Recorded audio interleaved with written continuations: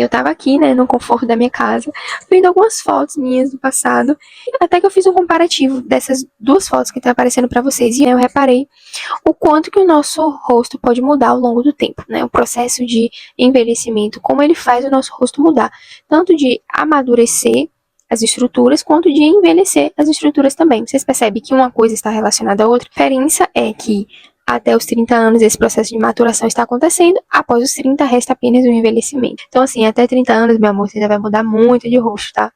E aí aquela frase, né, Lorena, o que é que eu faço? Fica aqui nesse vídeo que a gente vai explicar um pouquinho sobre isso. Olá, meu nome é Lorena Fabian, seja muito bem-vindo a esse espaço. Aqui a gente fala de saúde holística, odontologia, óleos essenciais. Vamos analisar primeiro essas duas fotos iniciais, né? Que diferenças vocês conseguem perceber? Vocês conseguem perceber diferença no rosto esquerdo e do rosto direito? Claro que eu não fiz nenhum procedimento estético, né? Senão não faria sentido eu vir falar isso aqui pra vocês. Então, toda essa análise é de um rosto natural, tá? Vocês conseguem perceber que o lado esquerdo, ele tá muito mais desproporcional do que o lado direito. E isso é muito pela questão do crescimento ósseo. Então, o lado direito eu tinha 16 anos. Então, você consegue imaginar, né? Tava ainda na transição da infância para a vida adulta. E do lado direito, sou eu atual com 24. Então, o que é que a gente pode observar dessa foto do lado esquerdo? Um foco maior nessa estrutura aqui no terço médio. Então, terço médio muito desenvolvido, por conta que a mandíbula ainda não estava no seu crescimento adequado. Então, como o osso mandibular estava reduzido, então, visualmente, você tem um foco maior dessa região aqui. Então, parece até que minha cabeça é maior, né? Justamente porque essa parte inferior aqui não estava desenvolvida. Aspecto também de um rosto mais alongado. Repare que a foto da esquerda parece que meu rosto é mais comprido do que a foto da direita. Um outro ponto que podemos observar também é o nariz. O lado esquerdo parece levemente que o nariz é maior do que o lado direito, sendo que o nariz é o mesmo, né? Obviamente.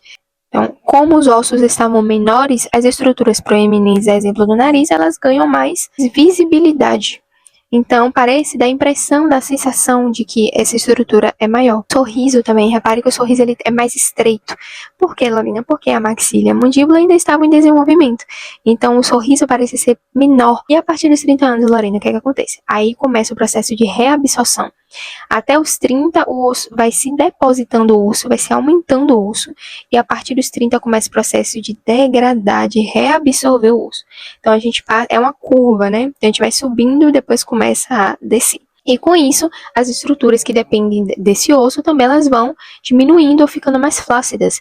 A exemplo da gordura, da pele, a produção de colágeno. E aí começam os sinais de envelhecimento. Quais são os sinais de envelhecimento que a gente pode observar? O ângulo mandibular ele vai se perdendo, então o rosto ele vai começando a ficar mais estreito. A dimensão vertical que a gente chama nesse terço inferior, a gente vai perdendo altura. Então por isso que muita gente fica com aquela boquinha triste assim, e principalmente se estiver associada à perda dentária.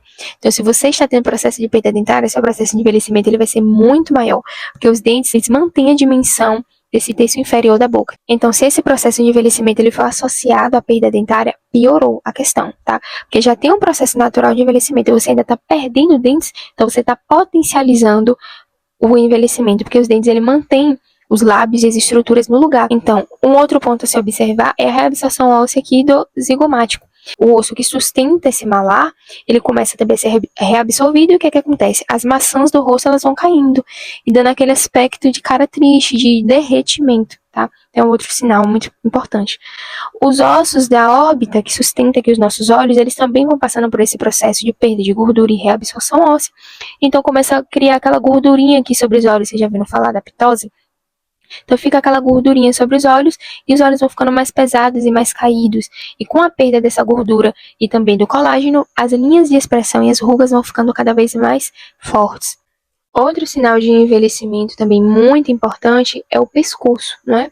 Às vezes a gente olha para uma pessoa e ela tá com muitos procedimentos ali, você vê que a pessoa tá claramente com muito procedimento no rosto, mas o pescoço denuncia a idade. Por quê? Porque aqui é puro músculo, a gente tem pouco osso, né? Então os músculos vão perdendo inserção e sustentação ao longo da idade.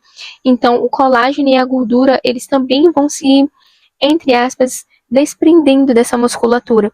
Então começa a criar uma flacidez aqui muito grande e denunciando também esse processo de envelhecimento. Então, se você associar esse processo de reabsorção óssea dos ossos da face, que é um processo natural de envelhecimento, a perda dentária, sedentarismo, tabaco, estresse, uma exposição solar muito forte, tudo isso são agravantes do processo de envelhecimento.